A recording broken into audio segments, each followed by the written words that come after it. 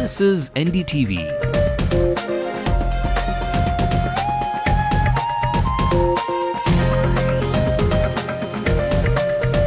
And you're watching Ndtv-Hindu.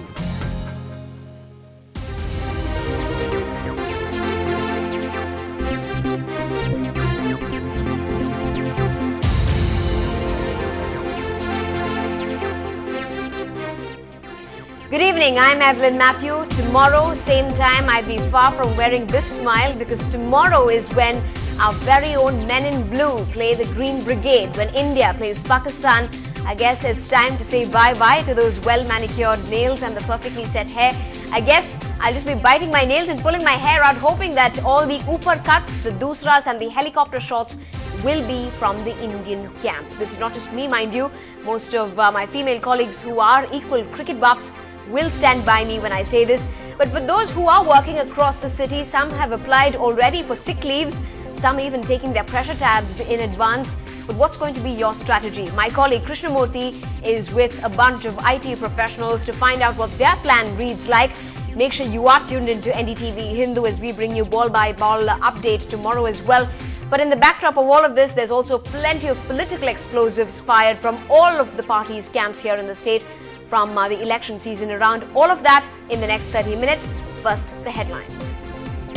When the men in blue pull down the blinds away from all of the newspapers and television glare, the Green Brigade presses the do not panic button ahead of the pressure cooker match.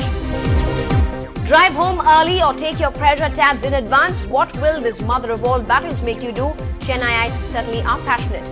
Amma on whistle-stop tour from Nagapattinam district to Kadalur. She targets the DMK and highlights the manifesto of theirs. Perambalur மாவட்டத்தில் 1000 ஏக்கருக்கும் மேலான நிலம் திமுகவை சேர்ந்த முன்னாள் மத்திய அமைச்சர் ராசாவால் வாங்கப்பட்டது. Jayalalitha names AIADMK's chief ministerial candidate for Puducherry. N. Rangasamy wins Amma's vote. CBI asks for extra time so as to file its charge sheet against A. Raja and others on the 2nd of April. This amidst 2 arrests today. While the constituency of Mylapore overflows with civic woes, which of their candidates will win the public's vote? A special watch. Is the infighting within the state Congress unit increasing? The Youth Congress continues to be unhappy over Thangabalu's nomination.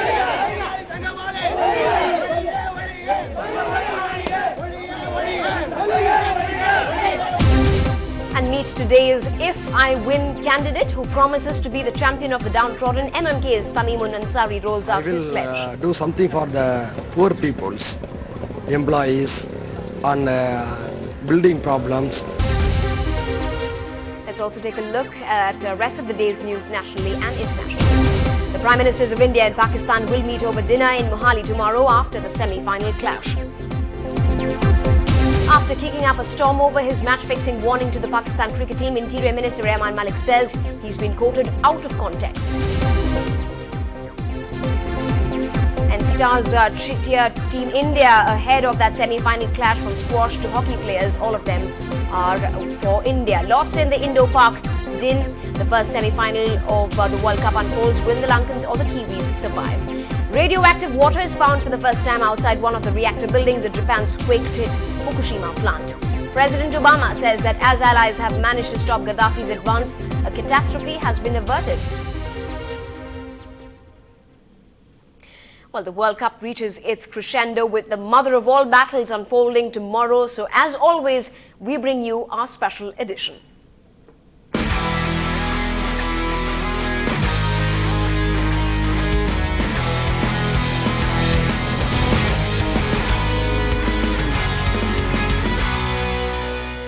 Well, Captain Cool MSD says his boys of the Indian team are fit for tomorrow's clash with Pakistan, admitting that Indo-Pak cricket matches tend to generate much media hype.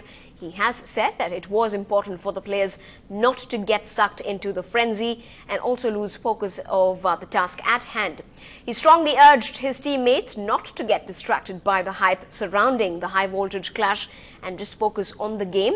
He added, and I quote, "Someone has to lose this game. One will go into the final. Don't know about politics. Hopefully everything goes in favor of both the nations," unquote. Talking about their rivals, he said that Pakistan had a very good bowling attack. Their spinners and part-time bowlers are observed to be doing quite well.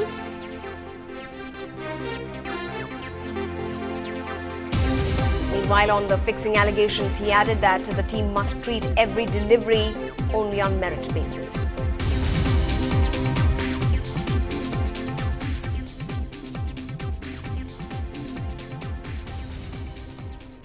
Joining us now live is my colleague and reporter Krishnamurthy, who joins us with a bunch of IT professionals who've got quite a task at hand tomorrow, perhaps bunking from work. Krishnamurthy, are you going to join them as well when 2:30 starts tomorrow?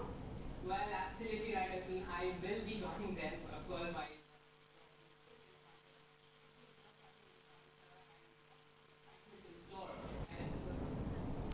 Well, we'll try and go back to Krishna in just a bit, but it certainly is going to be a pressure cooker of a match in the season of cricket and goodwill. A breakthrough of sorts on the 26/11 investigation has come about after the Home Secretary level talks took place.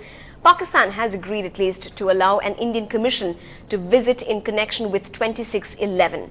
Pakistan has in fact conveyed updates on the trial on the Mumbai investigation. India had already agreed to allow Pakistan 26/11 investigators to visit, but now they have reciprocated. India has also shared details of the Samjhauta blast probe with the nation. Well, a day ahead of that semi-final clash between both the countries, the focus is also on more than just cricket.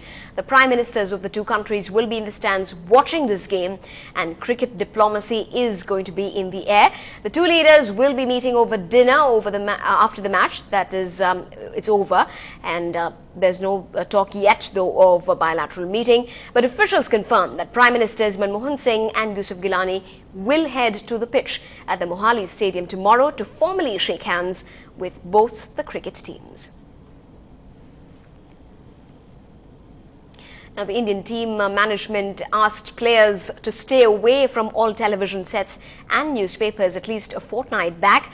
That might just be one of the wisest decisions, especially ahead of a match that is being called the mother of all battles, because all anyone in the country is talking about these days is tomorrow's World Cup match. They are being called two generals leading their armies into battle, but Afridi and Dhoni looked anything but bitter rivals in this photo op. Even with the teams on the ground, there's no animosity between any players. It's got nothing to do with personal thing. When you play a match against Pakistan, the atmosphere around you gets that thing going around you. That atmosphere has now built up into a huge pressure situation, and there's also the entire backdrop of cricket for peace.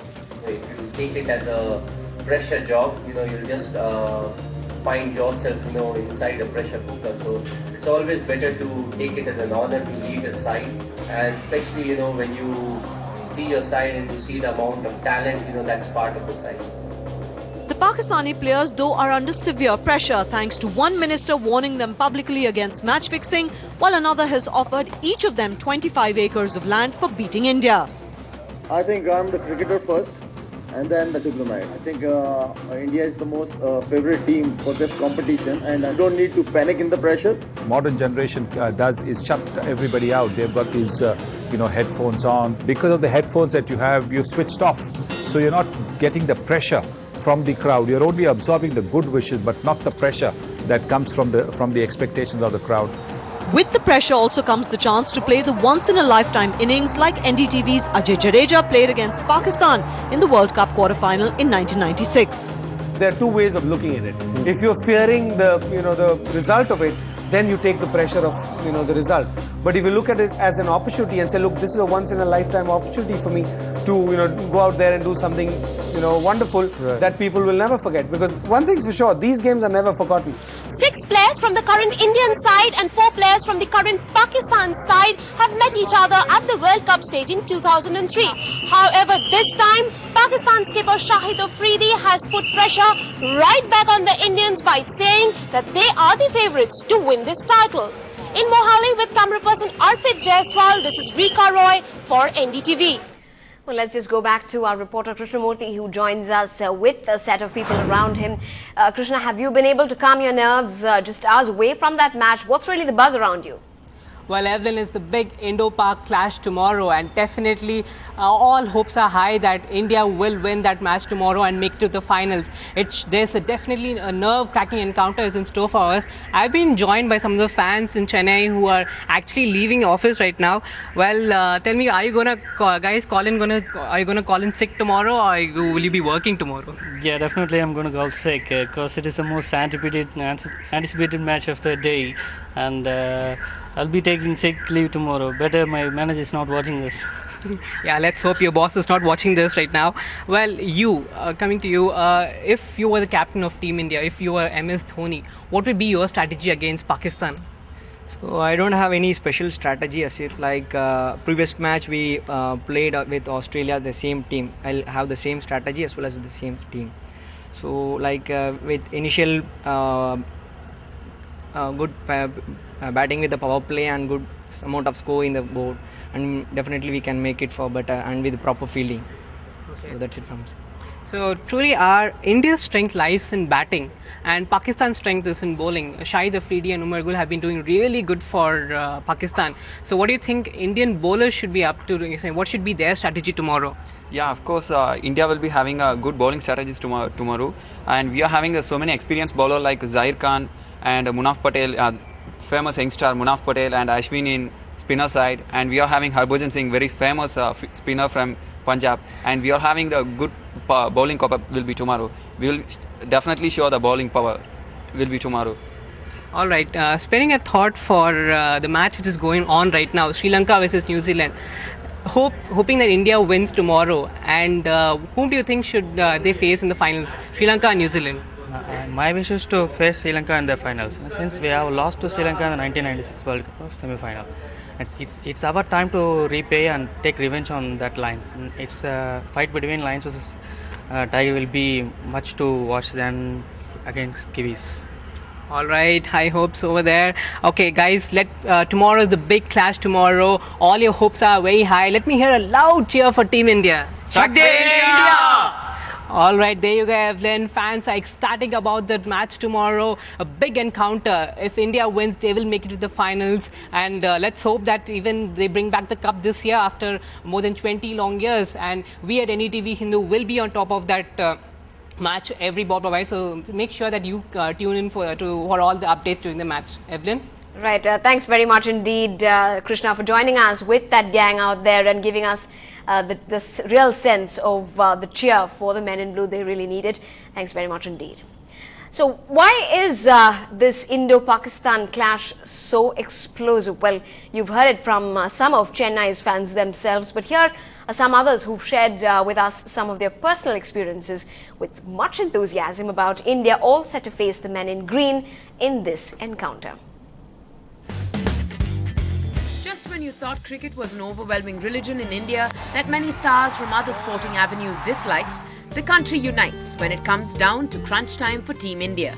A few years ago when I'd gone to Pakistan, a few reporters had come to interview me for my squash, and they only asked me one question, and the next question was when was India playing Pakistan in any cricket match. So they were so excited about India and Pakistan playing at any given time. So I think the semi-final is a dream semi-final. And what's cricket without superstitions? It wouldn't be the same without it. For the past 1 week, I've been asking people, so who do you think will win? Everyone's saying, oh, don't worry, India is going to win. And I've been telling them to keep their mouth shut because, that's how all the bad eyes come on our team. So I'm taking each day as it goes. I hope India plays really well. We hope the men can hear you loud and clear. However, not to forget, this is not all about Team India. Pakistan isn't our biggest arch rival for no reason. I've been to Pakistan, I've played there in Pakistan against them, and those guys are as passionate as we guys are, and playing Pakistan in a semi-finals game in India and in Mohali, and I don't think it's ever happened again, but we're going to be playing Pakistan in a World Cup game, in a semi-final game in India. To start with, this game would be like a really, really big game for both the sides. So there's a hint at what fireworks to expect from this clash. So a word of advice would be, brace yourself. Speaking of which, there's a little old lady in Chennai who's doing just that. I'm passionate about cricket, and this is one match I will die for. Literally, because I'm a heart patient, and I will be taking my BP tablets well in advance. And I have to, my preparations are, of course, start with the glass of wine, followed by little short eats, so that I don't have to miss a single ball or the players in the action. I will be there right to the end. God help me. Well, like Yvonne Kaleem said, God help all of us. So if you thought all the action and the ecstatic environment was in Mohali, then you're completely wrong. Because Chennai, along with the rest of the world, will be waiting and eagerly waiting for that outcome of that big semi-final clash of India versus Pakistan. In Chennai, Natasha for NDTV Hindu. Let's move on to some news from the first semi-final clash that's now underway between Sri Lanka and New Zealand at the Premadasa Stadium in Colombo. Chasing the target of 218 runs, Sri Lanka have gotten off to a steady start. Both of their openers shared a partnership of 40 runs before Saudi got the wicket of Tharanga. Tharanga departed at the individual score of 30 runs. Sangakkara joined Dilshan on the crease. And looks like it's going to be an easy ride to the final for the Lions. But as we speak, the score now stands at 87 for 1 at the end of 20 overs. Sangakkara at the crease with Tilakaratne Dilshan. 21 balls for his 13. Plenty more political news and more updates from the city when we come back. This is Headlines Now.